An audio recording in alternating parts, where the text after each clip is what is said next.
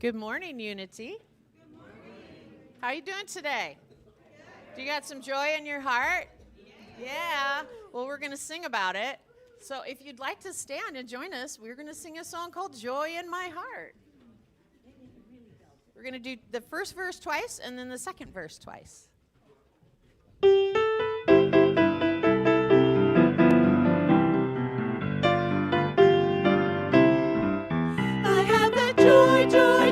Joy down in my heart, down in my heart, down in my heart. I have that joy down in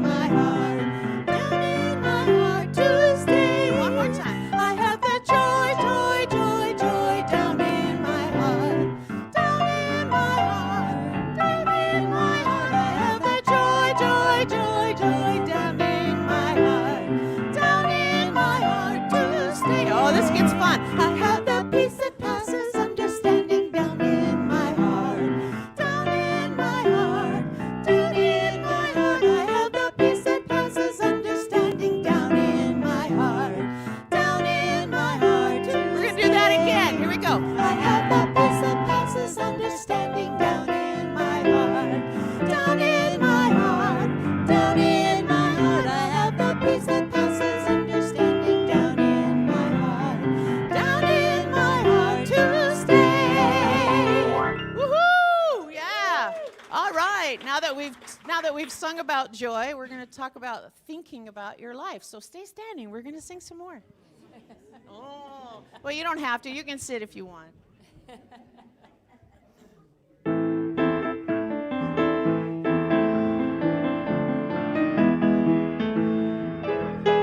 I am the thinker who thinks the thoughts that changes the things that shape my life.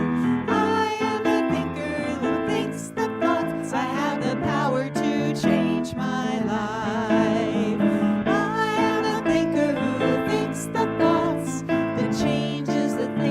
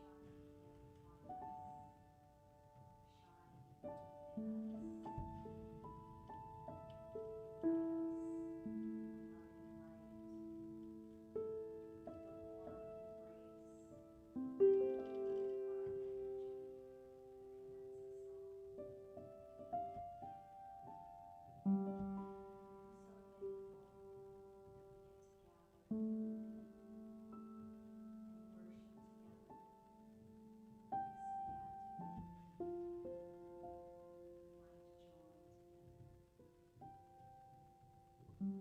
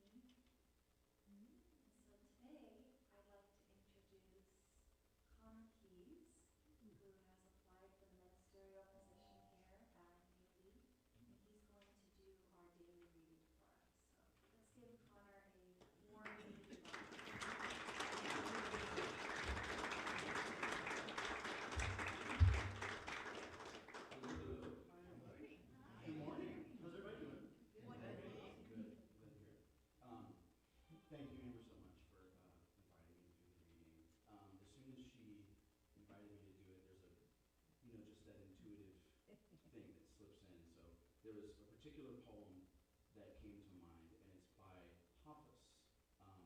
Many of us might know Rumi, or Rumi, Yes. Jalaluddin Rumi. So Hafiz came after Rumi, and he's in this tradition of Sufi poets. So he's an Islamic mystic. And so, in service of Hafiz, I want to say a couple things about why Hafiz would be related to the Unity tradition, to all things Charles and Myrtle Fillmore, how 700 years passed and somehow, I'm reading Hafiz at the Unity Church. And also say a little bit about this poem so we can contextualize it, right? So, excuse me. So Hafiz was from the 1300s, born 1325, died 1390, I think. And his collection of poetry, which is known as the Divan, is part of every Iranian household. He was born in Persia. And so these incredible lines from his mystical poetry are actually part of the regular, everyday parlance of Iranian people, which I absolutely love. And there's a little bit of a joke in here, if this is my introduction to, so, right?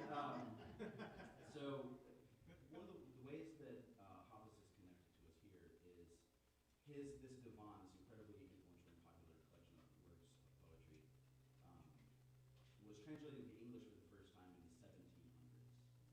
And not maybe 100 years or so after that, Ralph Waldo Emerson came along, one of my absolute favorite authors ever, and a huge influence on Charles and Myrtle Fillmore was Ralph Waldo Emerson. Ralph Waldo Emerson referred to Hafiz as the poet's poet, or a poet of poets.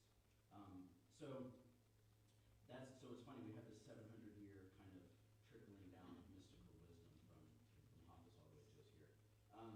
If you've had some exposure to Rumi or other, like Ibn Arabi or some of these other Sufi poets, you might know that to a Sufi, relationship with God is a romantic one. God is described as a lover. God is described as a friend, right? So you'll hear a couple things in this poem. Friend, that's capitalized. Beloved, that's capitalized, right? So, Hafiz is about dancing. Hafiz is about getting drunk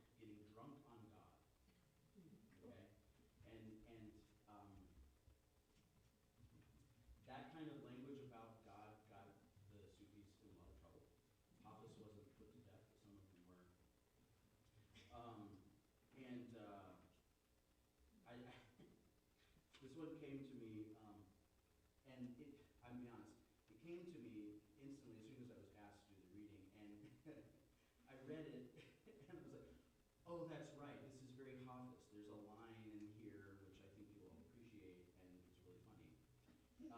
When this poem came to me, I forgot that line was in there, and so I decided to keep going. So here we go, guys. Good. Thank you so much for having me, and this is Cast All Your Votes for Dancing. I know the voice of depression still calls to you. I know those habits that can ruin your life still send their invitations. But you are with the friend now, and you look so much stronger. You can stay that way and even bloom. Keep squeezing drops of the sun from your prayers and work and music, and from your companions' beautiful laughter. Keep squeezing drops of the sun from the sacred hands and glance of your beloved.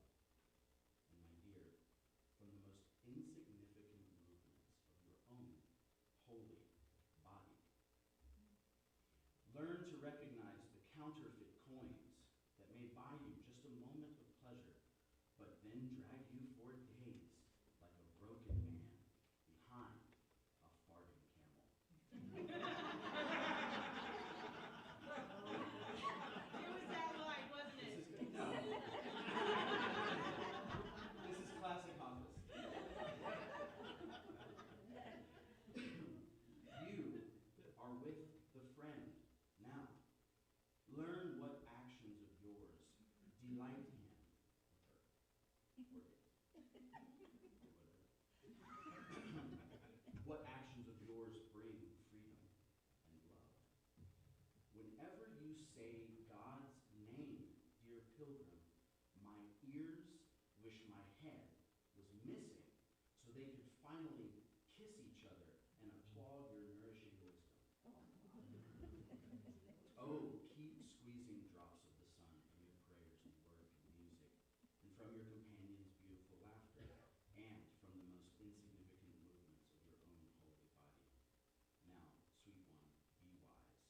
Cast all your votes for dancing.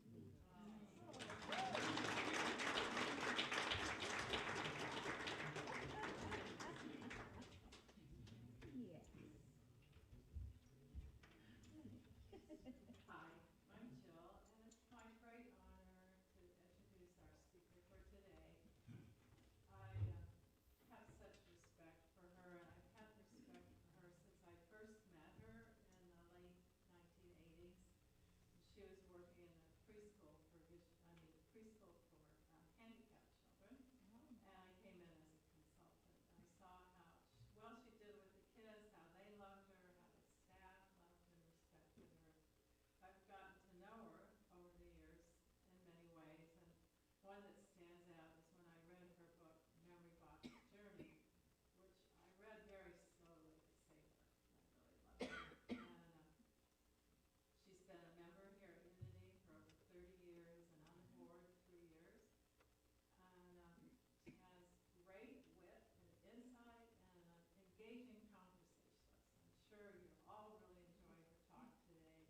Are you really happy? Jenny Tech.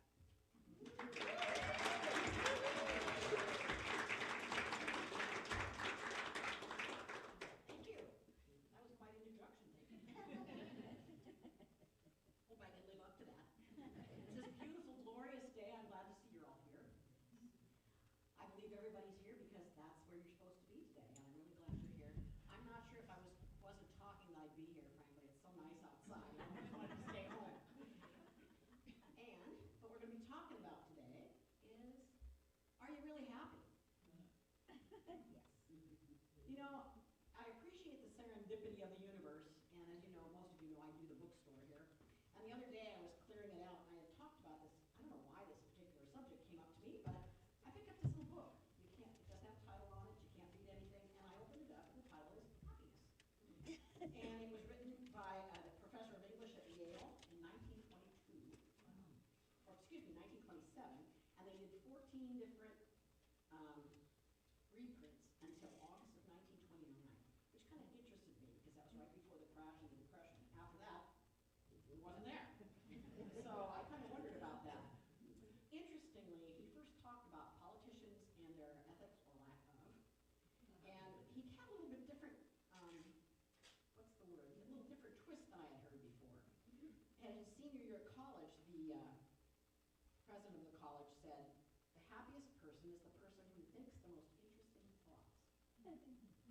He put that definition of happiness where it belongs, within and not without.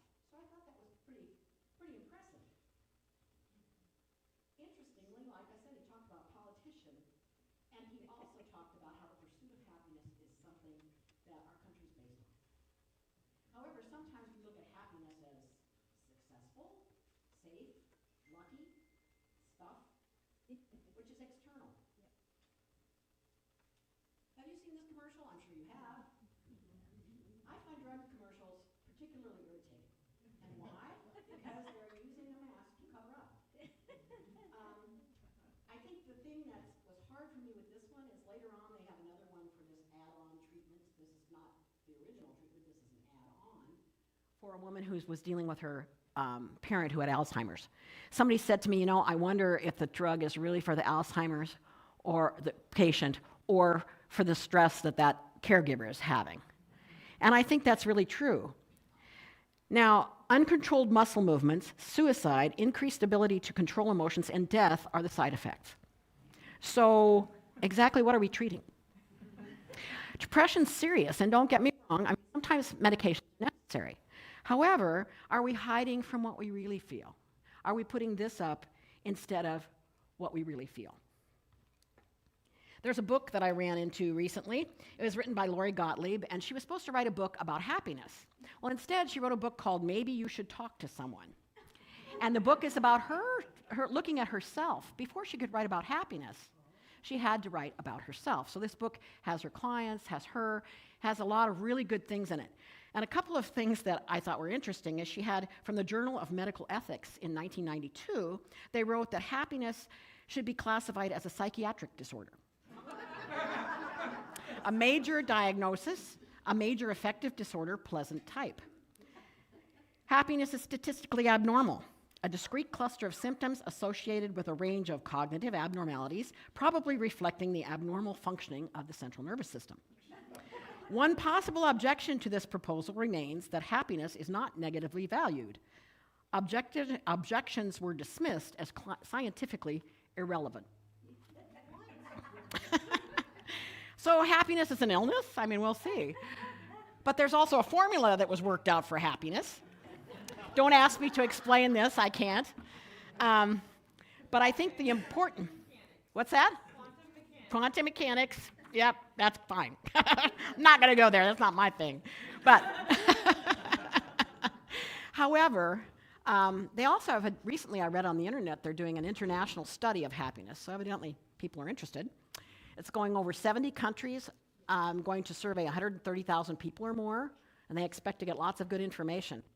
But the one online definition was valued positivity, pleasurable state of well-being and contentment, a feeling in the body. We're emotional beings, and emotion is energy, and we seek higher levels of energy, and it feels good. So, can we put too happy of a face on things? We've heard it takes more muscles to smile than to frown. And depending on who you talk to, it's different muscles. So I look at this one and I go, conserving energy, is that really what it's about? And this one.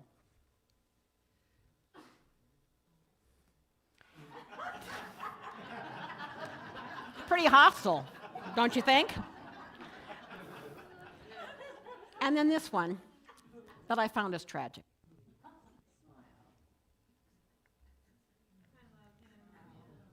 Are we covering our loneliness, our disconnectedness, our sadness? We have an epidemic of loneliness in this country that increased over the pandemic. And I recently read that 30% of kids are put in the category of being depressed. A friend of mine looked at smiling people in an avatar brochure, and they said, nobody could be that happy. And if you're not familiar with Avatar, it's a personal development kind of program. Were they sincerely happy, or were they faking? Models, actors, politicians all smile. In fact, they're taught how to smile. All right? I learned it's important to look at the eyes, because even serial killers smile. There used to be a sci-fi movie, it was in the 80s, and it was about these lizard creatures that came to Earth, and they came in and they made themselves into human form. And what I noticed about them, actually I kind of look for this in people now, is they had this slow smile, but their eyes were dead. Or they had this incredibly intensive look. So it told you a lot about what was going on with them. I recently ran across an article called It's All Good and You're All Perfect. And this woman made a good point. She talked about, her name is Pamela Paul, and she said there's kind of a toxic positivity that she's seeing. And what she means by this is she responds to emails now with a knee-jerk, oh, it's perfect. Whereas before she'd say, sounds good, that's okay. Chatbots, I have a hard time with that word, likely communicate with endless effervescence, just like we've taught them to do. Artificial intelligence has even higher levels of enthusiasm. Should she show any down expression, she can count on somebody going, oh no, you're good. But as she said, it's all good sometimes is a way to shut down conversation about something that's actually pretty bad. I'm okay and you're okay and all that sounded pretty bland. But she mentioned how there's a vague sort of dishonesty about our interactions. Her one teacher friend said that on college applications she saw there was this toxic positivity of blurting out saccharine phrases when you don't get the college you want. As she said, you can be oppressively upbeat. And it's hard not to see mindless optimism as an effort to balance the forces of nastiness and negativity with social media and the emotional expressions that have become as polarized as our politics. However, she said, humans seem to have collectively decided that we could use a little piece of pick-me-up along the way. That maybe all these expressions offset the online and offline grievances and discourse out there. In the grand scheme of things, she says, what merits complaint, emotional inflation is probably the least of our pressing problems. One could even say it's just fine. Or perhaps it's all good. As we head into what looks like a bumpy 2025, it may not be entirely wrong to call it perfect. So, I think that we need to look for the internal joyful parts. And joy, different than happiness. Joy is like an attitude of the heart and spirit. It's a way of life, not just an occasional emotion. You can feel that joy rise in your body. There's a tone scale. This is from Scientology, in which some people can't stand. And actually, most religions that I've studied and different kinds of philosophical kinds of things, somebody always takes it and makes it bad. But this is one thing I really liked because it looked at the energy level. So you can see the guy at the top's really happy, the guy at the bottom is dead. And if you have a person who's in grief, one of the things they mention is if you have a person who's in grief and you come to them like this, they can't relate to it.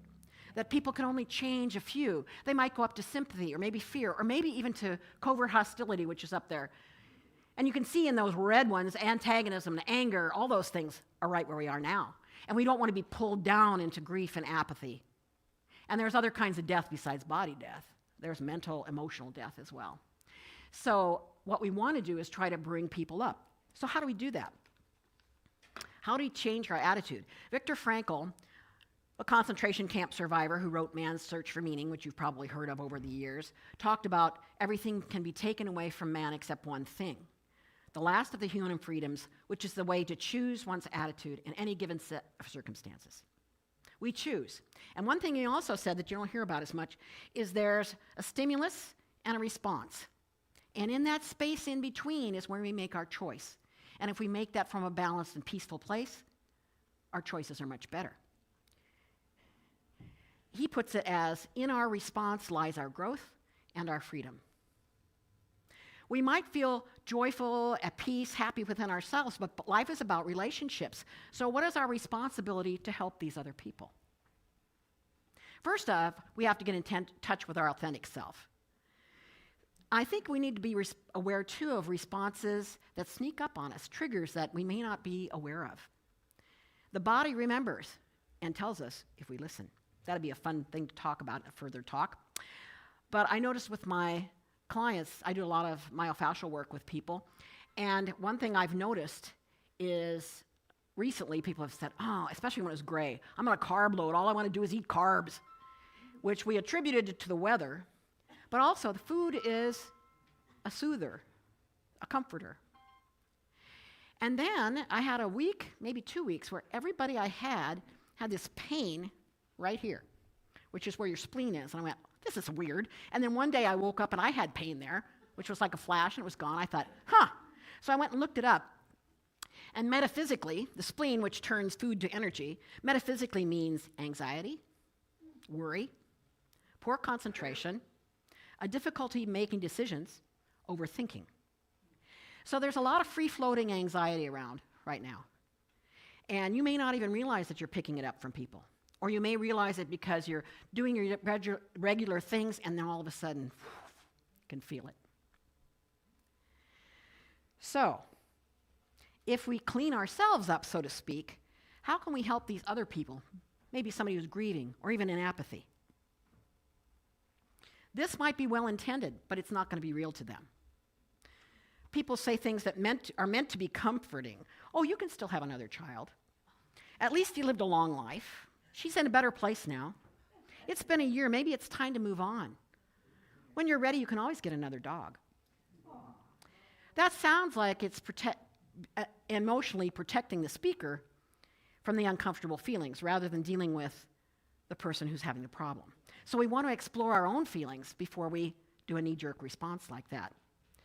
Those palatable, or those platitudes, make things palatable for the person saying the words, but leave the person experiencing the adversity alone and often angry. So, some other things you might say is, how can I help?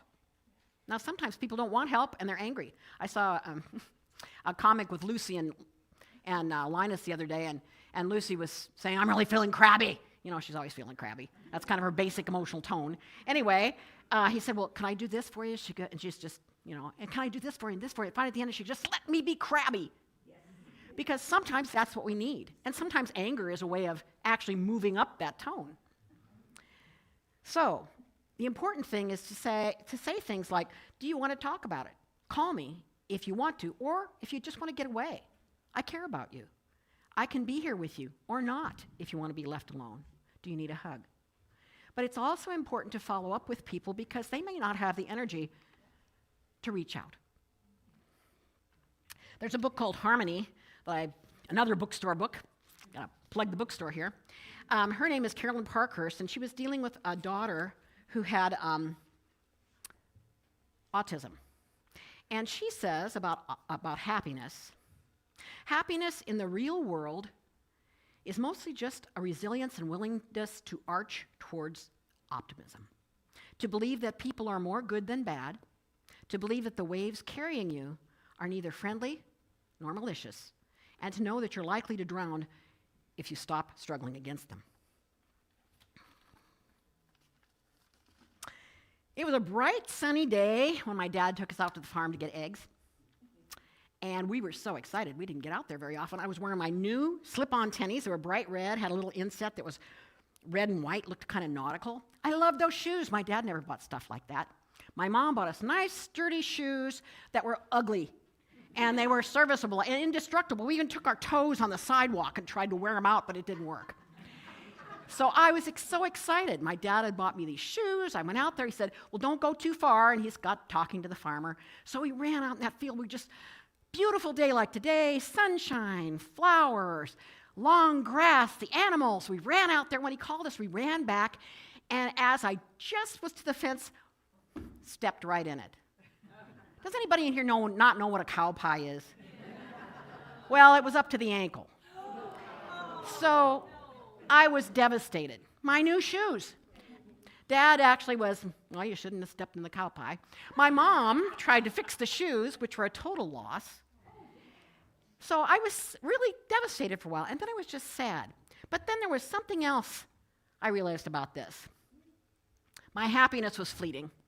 The joy was worth it. Would I have not gone in that field had I known there was a cow pie out there? There's no way I wouldn't have gone out in that field. But there's one more lesson there. Cow pies have a purpose. They help the cow, definitely. They can be used as fertilizer. In some countries, they dry them and use them for fuel. But hidden or in plain sight, even if you sugarcoat it, it's still a cow pie. We're in challenging times right now. We're in challenging times. There are many cow pies. There are things to step in when we're not paying attention. There are some things we can't avoid, and some seem more like landmines. How can we navigate all this? How can we keep our core unstable and fly into life? First of all, we want to have faith in the highest and the best. God's in control, but we need to do our part. Make peace with what is. Some things we can't change. Discrimination, judgment. What is it we really see going on there? Can we get above the level of the problem? Can we let go of the blame game and shame game? We choose our attitude about it. We always have a choice, and sometimes, frankly, the choice is walking away. We strive to improve the situation, not fall into anger and criticism or even apathy. And also, we try to do the right thing, because the right thing is not just always sometimes it's just taking the next step forward, even if you don't know where it leads. Being happy, I look at as being more external. Not that it's not a good thing, but it comes from without. Joy, I look at as being internal, that feeling, that joy that just flows through your body. And then peace, I look at as being eternal.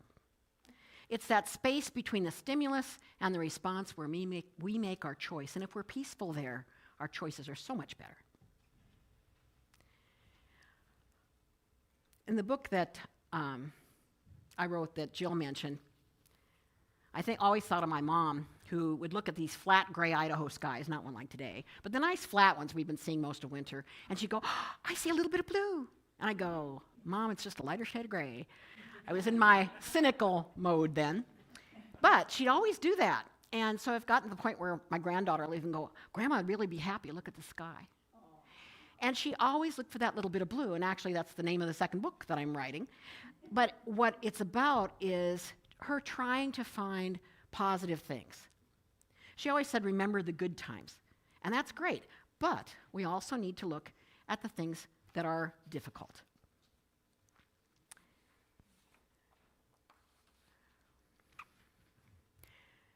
The other book that I've been working with, a woman named Bobby Wilcox, she's publishing it this summer. It's called The Power of Inner Sparkle. And I contributed a chapter to that. But in the chapter I say, until today becomes tomorrow, we cannot see the beauty in catastrophe. Oops, I don't want this guy. He could be catastrophe, all right. However, I believe that this video that I'm going to show is talking about catastrophe and disaster and showing when it calls forth creativity, caring, courage, and humanity.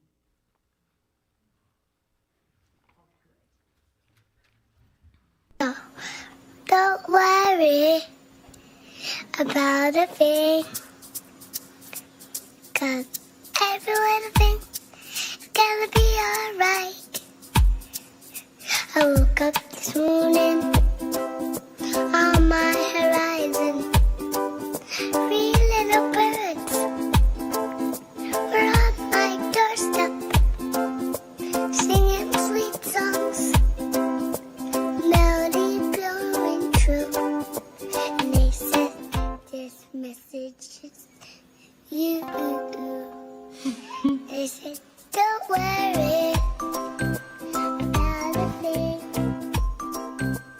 'cause every little thing is gonna be alright. Don't worry about a thing, 'cause every little thing is gonna be alright." I woke up this morning on my horizon.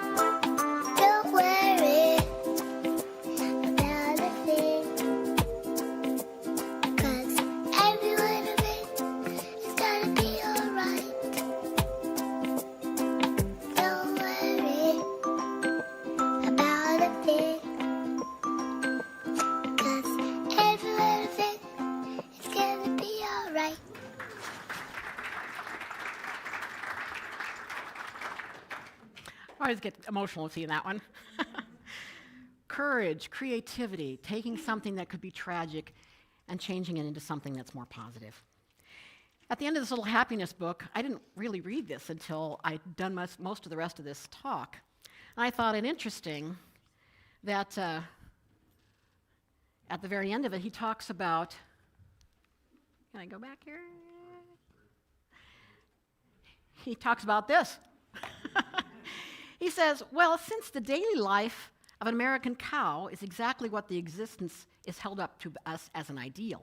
Physical comfort, no pain, no worries. With no pains and no worries, who would want to be a cow?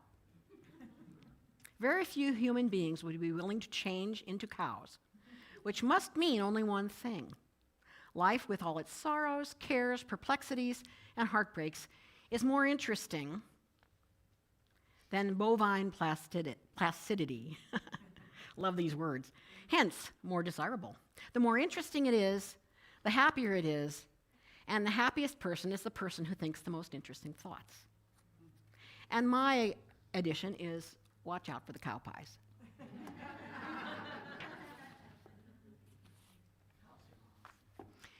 And with that, go on.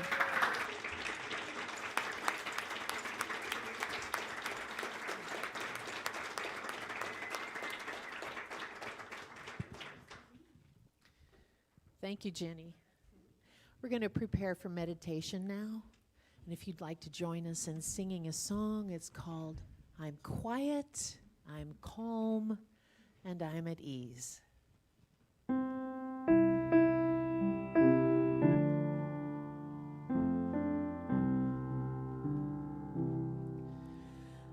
I'm quiet, I'm calm, I'm at ease.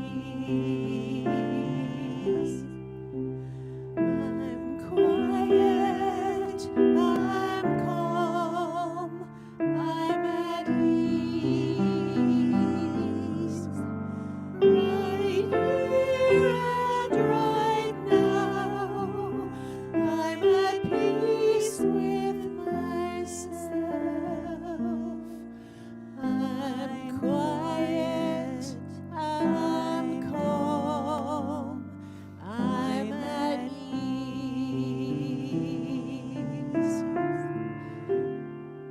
I'm quiet, I'm calm, I'm at ease. I'm quiet, I'm calm, I'm at ease. Right here and right now, I'm at peace with my friends. I'm quiet, I'm calm, I'm at ease. I'm quiet, I'm calm, I'm at ease.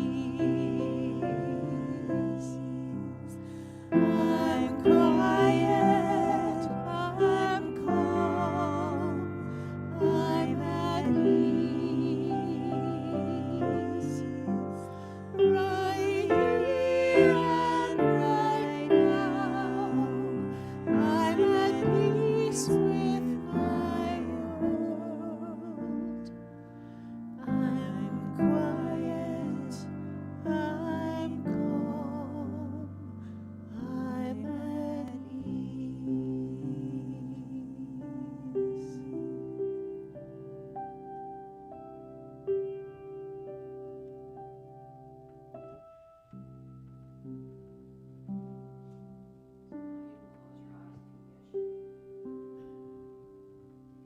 Breath. And let it out. Let the tension flow out of your body.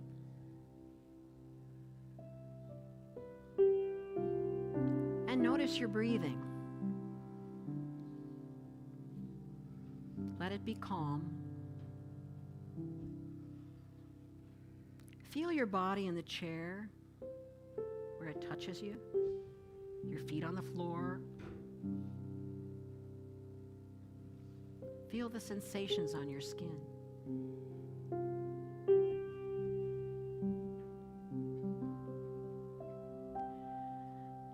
Think of how it feels when you're standing or sitting in the sunshine. Notice the smells and sounds.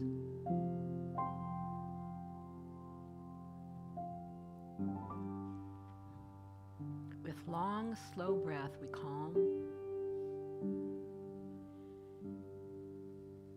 If you notice sadness, pain, or anger, give it permission to release and let go.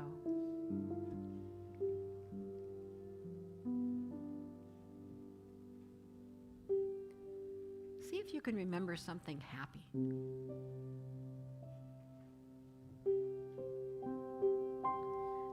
How that felt in your body.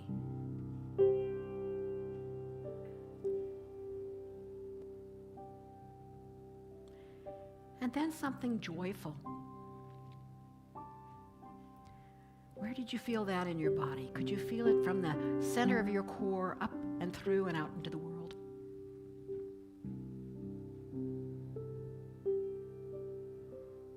Let it flow. Let it take that anger and sadness or pain, anything that's weighing you down. Let it flow out. And peace. That space in which you make choices.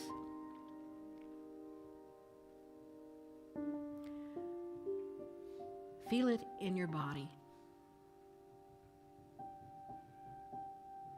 Not like a nothingness, but a fullness. Flowing out from your head, down out through your fingers, washing away anything no longer useful for you.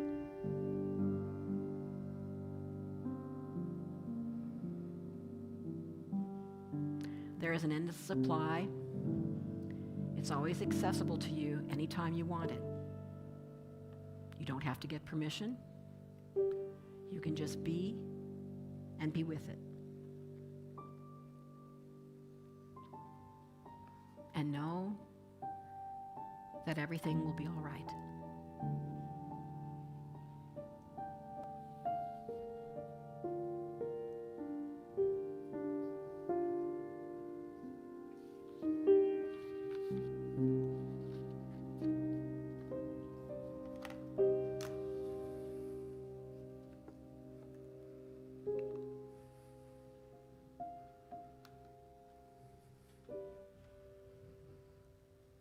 Now bring yourself back to this room, this time, this place,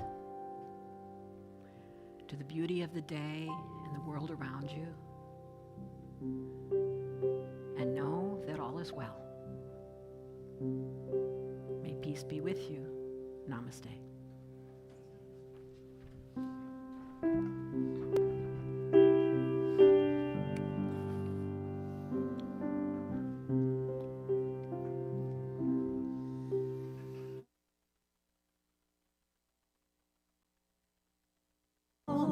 I'm at ease. I'm quiet, I'm calm, I'm at ease.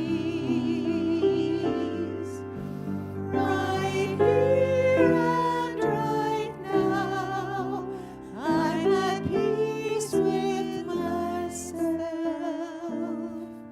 I'm quiet, I'm calm.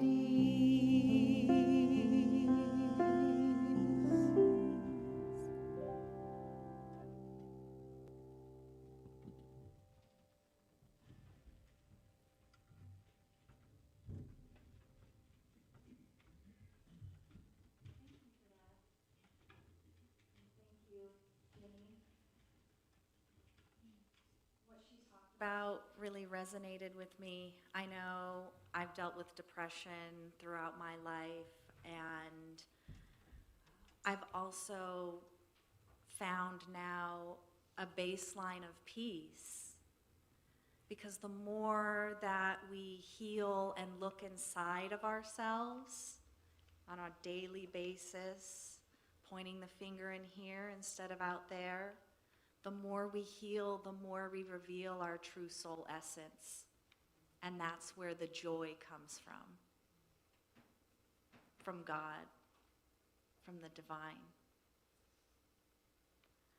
I know that people often ask, how you doing, how you doing? And our typical response, like Jenny said, oh, I'm good, I'm fine. And I'm trying to move away from that. And sometimes you'll hear me say, I'm riding the waves. Because that's what we're doing as humans. We're riding our emotional waves, our mental waves, but finding that divine place of joy and peace inside of us is one way to bring us back to that center, that joy. And I know Geraldine and I, on a daily basis, sometimes we're dealing with some heavy things in life. And her and I will look at each other and we'll give each other the fakest smile we possibly can. And it works, it really does. I'd like you to look at your neighbor right now, not with a real smile, but just a fake smile, as fake as you can. You can't help. And it's our way of just being like, yeah, things are tough, but there's joy to be found. So thank you, Jenny, for bringing some joy today. It is love offering time. If you're able to share your financial blessings with us, it is much appreciated. If it's your first time, please know that we do not ask you to give, just be our guest. We welcome you here. If you're watching online or on our website, you can go to the Synopsis tab and click the giving options for a list of ways to securely give your gift. Now, if you'll please join me in affirming our divine love statement. All together. Divine love, through me, blesses and multiplies all that I am, all that I have, and all that I receive. Amen. We have a fun song for you. Maybe it's a blast from the past for some of you. It is for us. So here we go. Sing along if you will.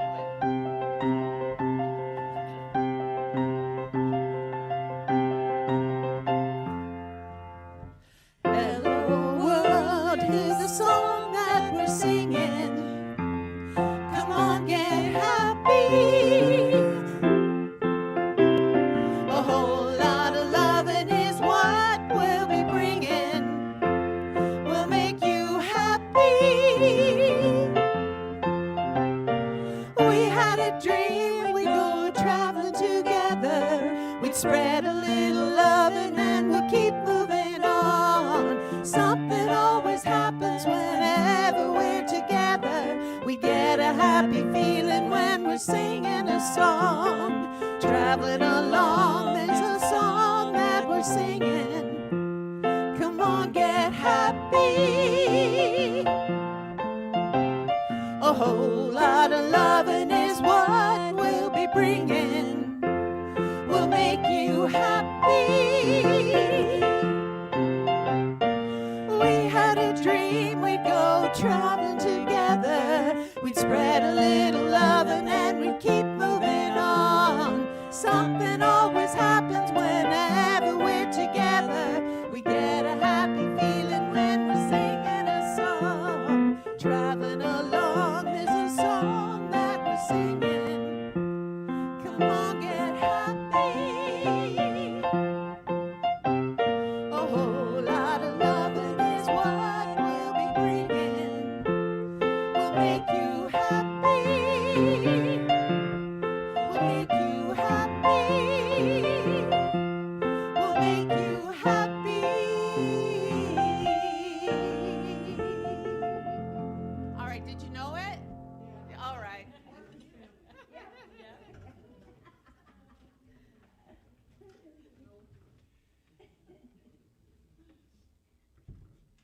I'm surrounded by a happy sandwich because these two people bring a lot of joy. They do. All right, let's bless these love offerings. Divine Spirit, thank you so much for these generous love offerings. They're important to help us continue the ministry, God's ministry, your ministry.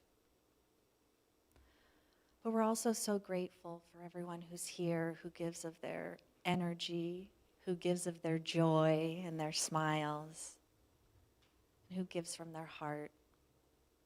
It takes so many of us here to keep the lights on, not just in the physical building, but the lights on inside of our eyes and inside of our hearts. So thank you. Thank you for keeping those lights burning in us. May they shine ever brighter. And so it is. Amen. Amen.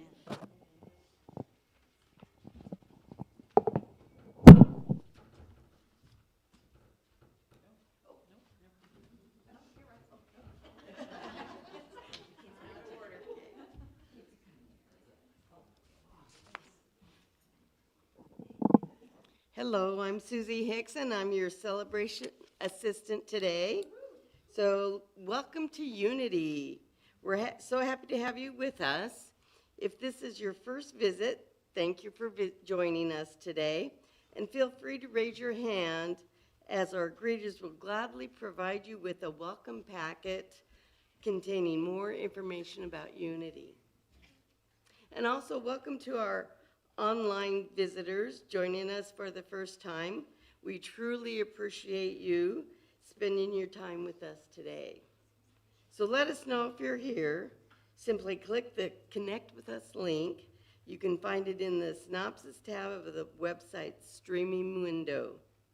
If you're watching through YouTube or Facebook, the link is available in the menu on our website. So we want to acknowledge our music team today. And the ensemble we have is Julie Croteau, Laura Weintier, and of course our pianist, Leanne Erlin Moore. So thank you to our music team.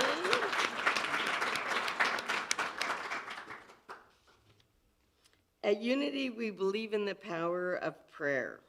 If you have a prayer request, please fill out a prayer request form and put it in one of our prayer vessels in the hallway. We will pray over them for a week and then send them to Silent Unity, where they will be prayed over for a month. We also have prayer chaplains available.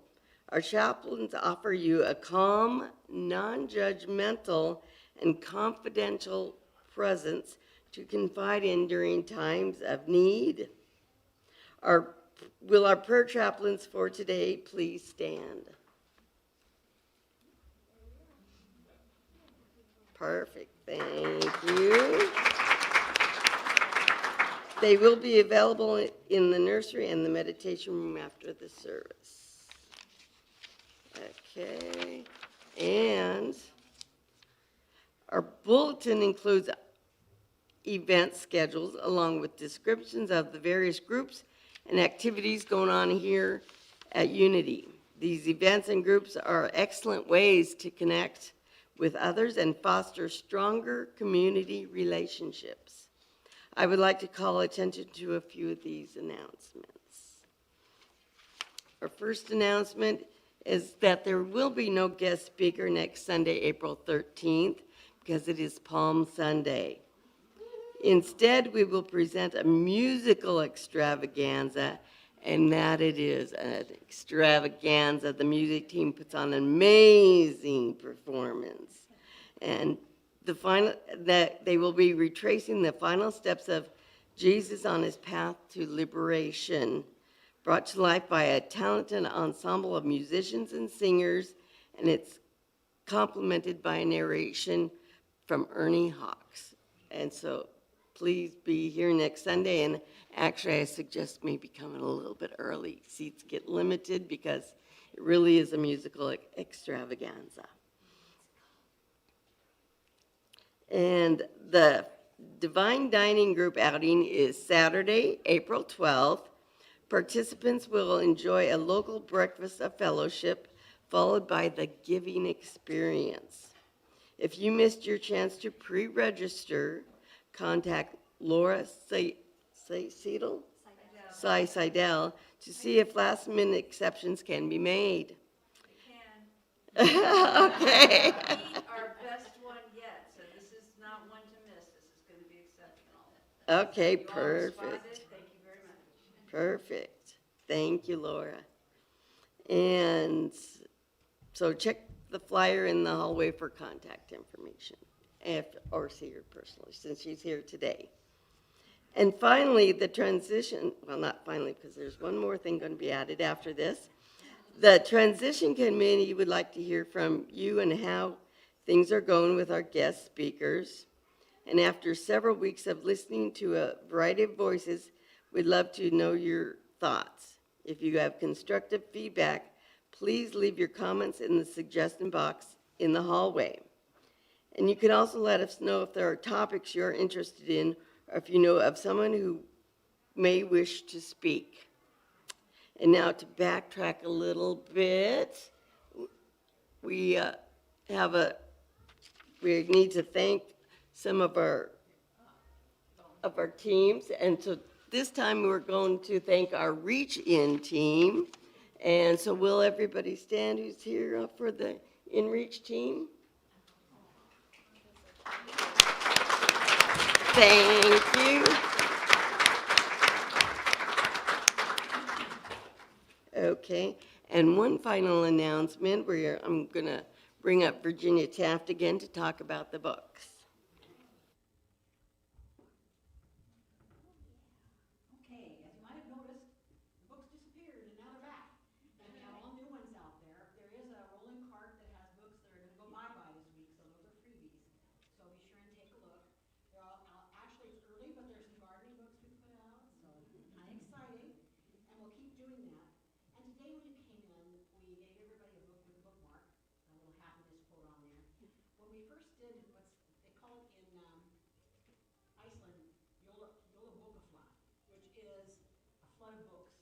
And they did it around World War II, I guess it first started, because books were valued. And that's about the only gift you could get.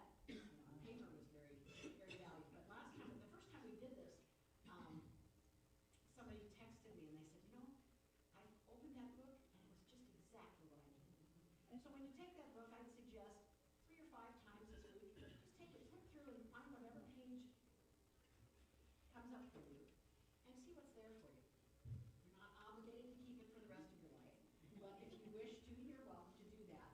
And we'll probably do those again in the future, so there's a little gift in there of a bookmark for you.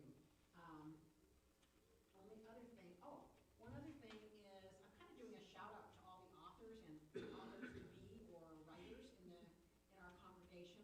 I'm working with a couple of people at the Post Falls Library through the Library Network and also with Lorna Hamilton. What we're trying to do is put together an author-writer event in probably November. So I know it's early, but I know at least 6 authors here. So if there's something that you'd like to contribute or you'd like to be involved in that, I'll be doing a shout out over time. There are so many talented people and wonderful ideas that we have here. It could be really worthwhile to share those. Perfect. Thank you, Virginia. Appreciate that. And now, let's bring in the kids. Everywhere I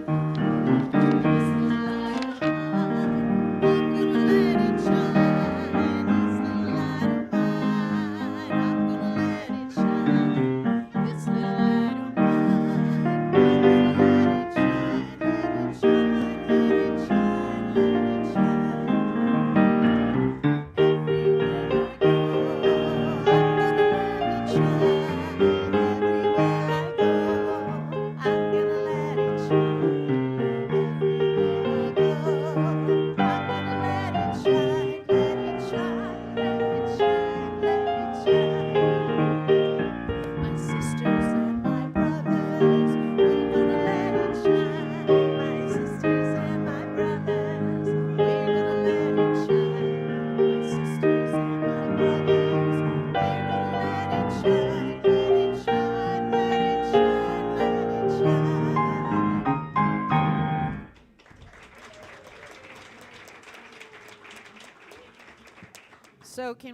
can we sing a birthday song first, and then we'll talk about that. So yeah, it's a new month. So who has birthdays in April? Please stand. Oh yeah, raise your hand. That's awesome. We're gonna sing to you.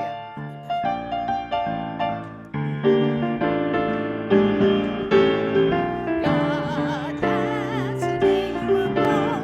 The angels did the bump to Gabriel's horn. God, that's the day you were born. So grateful for the gift of you. God, that's the day you were born. The angels did the bump to Gabriel's horn. God, that's the day you were born. So grateful for the gift of you.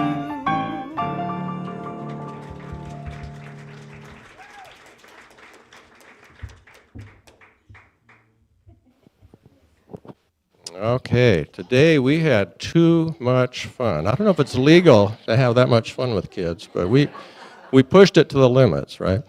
So, so we did various artworks. I've always liked to cut wood pieces, like for Art and the Green. I always have these little discs, and kids can make little necklaces. And Molly has one. Why don't you show your necklace? Yeah. So you do artwork.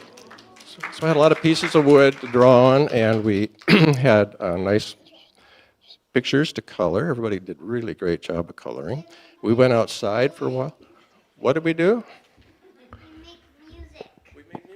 We make music. Instruments music. You started. Some little girl, I won't name any names, started getting the drum out and playing, and that led to the whole gang grabbing instruments and playing. So that was fun. And other than that, we just had fun playing outside, running around. And David came and helped, thank God. There was a lot of kids running around on the property. There were some over there and some over there. And, but we eventually found them all. So. Thank you, Thomas. Thomas is a man of many talents, and thank you, Thomas, for stepping in. All right, kids, if you want to go back to your families. And while the kids are going, your families, your grandma, right? And a couple of announcements while kids are going back. You want to go back, Jenny? You want to go to your family? No, not yet. You want to hang out up here?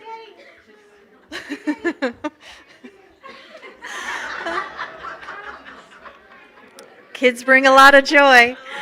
The decorating committee will be meeting after potluck in here to help decorate. So if any of you would like to join the decorating committee to help us, we'd appreciate that. And before we stand for our peace song, something that I've been doing now for months is there's a version, instead of saying this is my solemn vow, to say this is my joyous vow. And so I'm going to just ask if you remember to say my joyous vow, since we're all about joy today. So, all right, so please stand and join us.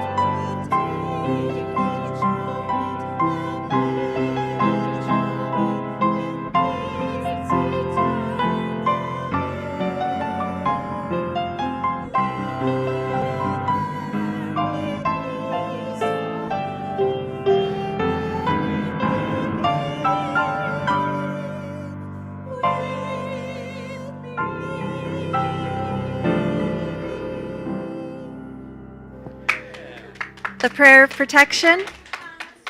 The light of God surrounds us. The love of God enfolds us. The power of God protects us. The presence of God watches over us. Wherever we are, God is, and all is well. Amen. Happy Sunday.